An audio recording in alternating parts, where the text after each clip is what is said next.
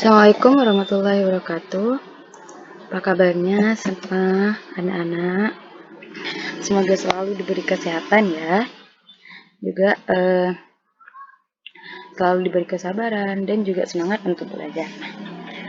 Pada kesempatan kali ini, Ibu akan membahas tentang lanjutan materi sebelumnya, yaitu tentang struktur dan fungsi jaringan tumbuhan.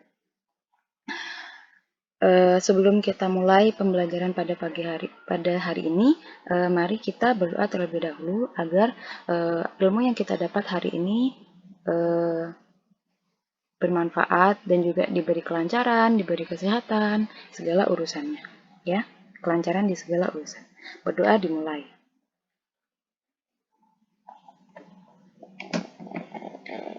Berdoa selesai. Nah, hari ini kita akan melanjutkan materi sebelumnya, yaitu tentang organ, struktur, dan fungsi jaringan tumbuhan. Yang sebelumnya itu tentang organ, sekarang tentang jaringan tumbuhan. Nah, jaringan tumbuhan itu dibagi menjadi dua. Ada jaringan meristem dan juga jaringan permanen. Nah, jaringan meristem adalah jaringan atau bisa juga kita sebut jaringan embrional, adalah jaringan yang terdiri dari sekelompok sel tumbuhan yang aktif membelah diri. Nah, ciri-ciri dari sel meristem itu adalah selnya kecil, berdinding tipis, mempunyai nukleus yang relatif besar, vakuola berukuran kecil dan kaya akan sitoplasma, serta selnya berbentuk kuboid atau prismatik. Nah, kalau kita ingin melihat jaringan tumbuhan itu, kita tidak bisa melihat dengan mata telanjang. Kita harus menggunakan alat yang namanya mikroskop. Nah, pada setiap meristem ada sel-sel tertentu yang membelah diri sedemikian rupa sehingga menyebabkan salah satu anakan tetap berupa meristem, sedangkan sel anakan lain akan mengalami modifikasi. Nah, kan meristem itu bisa membelah diri. Nah, meskipun membelah diri itu ada yang tetap berupa meristem, ada juga yang terus mengalami pembelahan. Nanti akan membentuk sekelompok sel yang berada di dalam bagian utama tumbuhan. Nah, berdasarkan asalnya, meristem itu ada dua, meristem primer dan meristem sekunder. Nah, meristem primer adalah jaringan meristem pada tumbuhan yang sel-selnya aktif membelah. Meristem primer pada umumnya terdapat pada ujung batang dan ujung akar. Karena aktif membelah, biasanya meristem primer ini ada di ujung akar dan ujung batang. Karena di sana itu tempatnya tumbuhan biasanya mengalami pertumbuhan.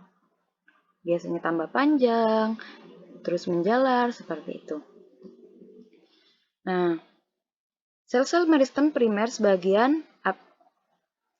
bagian apikal, daerah yang paling ujung atau disebut juga meristem apikal, tumbuh memanjang atau vertikal sehingga memungkinkan akar dan batang tumbuh memanjang. Nah, sini meristem primer itu biasanya berada di apikal, itu disebut meristem apikal. Ini contohnya seperti ini. Ini meristem jaringan primer di sini, di ujung batang dan ujung akar. Kemudian meristem sekunder. Meristem sekunder berasal dari sel-sel dewasa yang berubah sifatnya menjadi sel-sel merismatik. Maksudnya di sini aktif membelah diri lagi. Contohnya adalah kambium. Contohnya kambium pembuluh dan kambium gabus atau velogen. Nah, kambium pembuluh atau kambium vaskuler itu merupakan lapisan sel-sel yang aktif membelah di antara pembuluh, angkut, silam, dan floem. Kalau kambium pembuluh atau vaskuler itu biasanya membelahnya itu di silam atau di floem. Kalau kambium gabus itu jaringan kambium yang membentuk lapisan pelindung periderm. Kalau gabus itu fungsinya untuk sebagai lapisan pelindung. Kambium gabus biasanya terletak di bawah epidermis batang dan akar. Berarti setelah epidermis itu kambium gabus. Tuh. Ini contohnya seperti ini. Ini kambium vaskuler atau kambium pembuluh. Ini Cambium gabus seperti ini. Kemudian jaringan permanen atau jaringan dewasa. Jaringan permanen adalah jaringan yang bersifat non-merismatik atau tidak bisa membelah lagi atau tidak bisa berkembang biak lagi. Jaringan ini dibentuk dari proses diferensiasi sel-sel meristem, baik meristem primer ataupun meristem sekunder. Nah, jaringan ini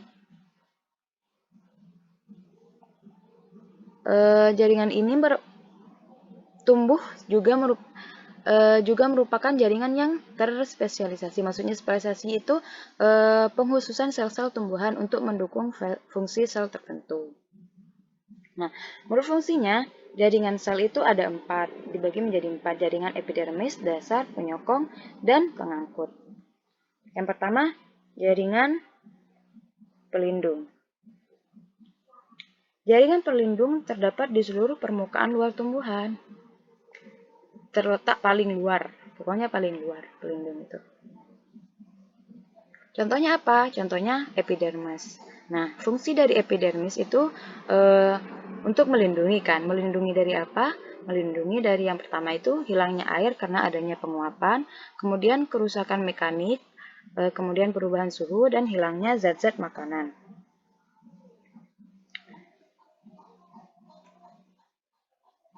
Contoh dari jaringan pelindung yang memodifikasi menjadi alat pelindung tambahan, sini kan? Itu contohnya seperti stomata, sitotrichoma, dan duri. Ini stomata dan epidermis itu contoh dari jaringan pelindung. Yang kedua itu jaringan dasar. Jaringan dasar merupakan jaringan yang hampir terdapat pada seluruh bagian tumbuhan. Semua organ mempunyai jaringan dasar.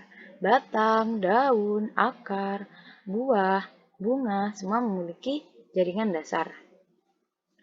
Jaringan dasar atau juga disebut dengan jaringan parenkim. Jaringan parenkim disebut sebagai jaringan dasar karena menyusun sebagian besar jaringan pada akar, batang, daun, dan buah.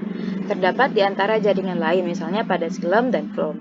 Dan juga dapat dijumpai sebagian selubung berkas pengangkut. Ini jaringan parenkim, contoh jaringan parenkim. Atau jaringan dasar, contoh jaringan parenkim dan jaringan dasar. Apa ciri-cirinya? Ciri-ciri parenkim itu jaringan dasar adalah sel-selnya merupakan sel hidup yang berukuran besar dan tipis, serta umumnya berbentuk segi enam.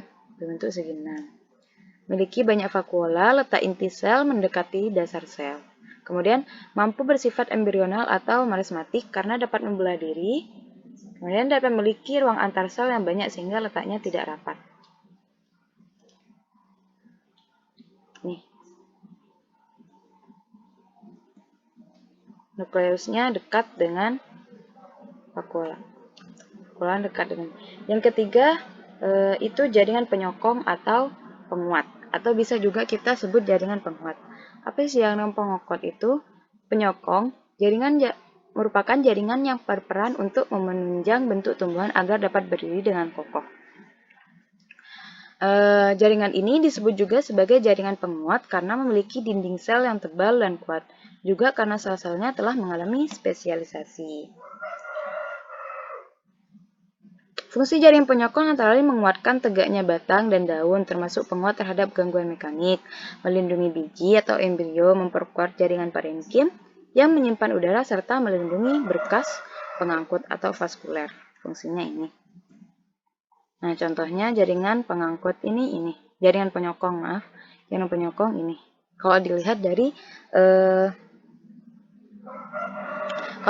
dari mikroskop. Ini jaringan pengangkut.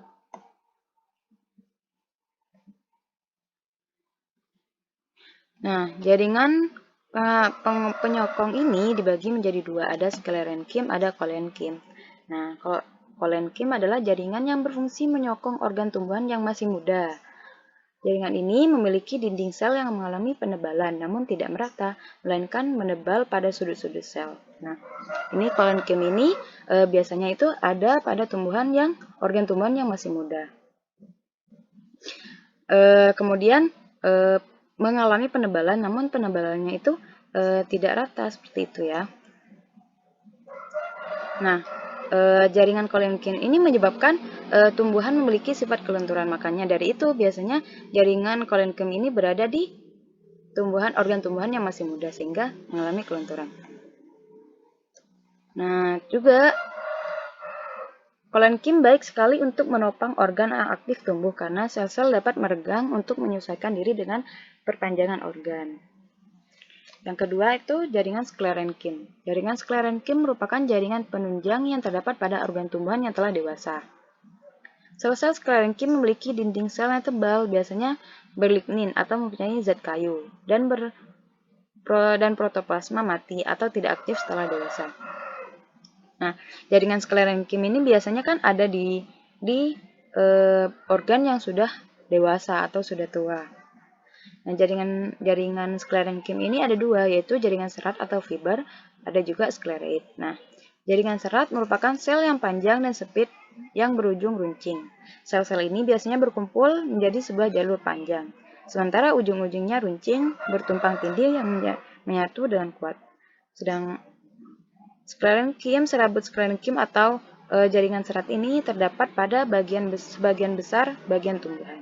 Kalau skleroid itu merupakan sel-sel tumbuhan yang telah mati, berbentuk bulat atau bervariasi dan berdinding keras yang tahan terhadap tekanan.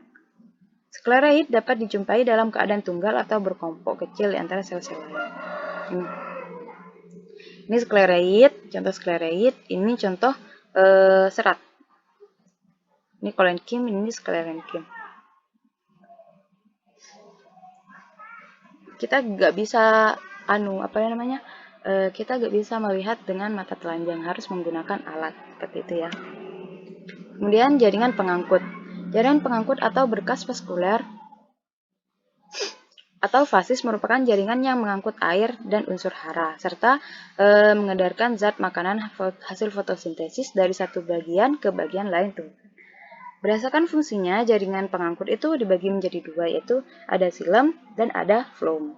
Silem atau pembuluh kayu merupakan jaringan pengangkut yang berfungsi untuk menyalurkan air dan unsur hara dari akar ke daun. Silem itu fungsinya untuk membawa unsur hara atau makanan dari akar ke daun. Ini contohnya. Silem tersusun dari parenkim silem dan serabut silem. Nah, kalau phloem itu atau pembuluh tapis merupakan jaringan pengangkut yang berfungsi menyalurkan zat-zat makanan hasil fotosintesis dari daun ke seluruh tubuh tumbuhan. Nah, ini jaringan pengangkut. Ini silem, ini phloem. Sel pembuluh silem ini. Kalau silem itu fungsinya membawa makanan, unsur hara atau zat-zat makanan itu dari akar ke seluruh tubuh tumbuhan. Sedangkan kalau phloem itu dari daun, hasil fotosintesis, membawa hasil fotosintesis dari daun ke seluruh tubuh tumbuhan. Itu ya.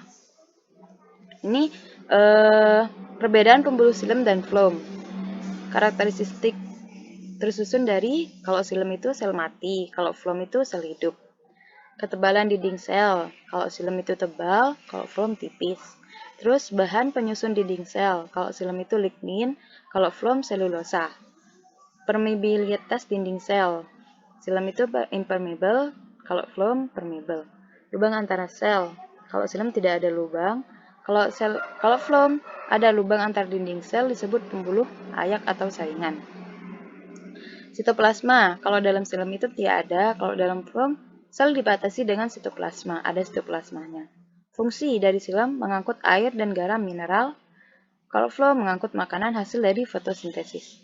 Kemudian, kalau bahan yang diangkut di bawah, kalau silem dari daun, kalau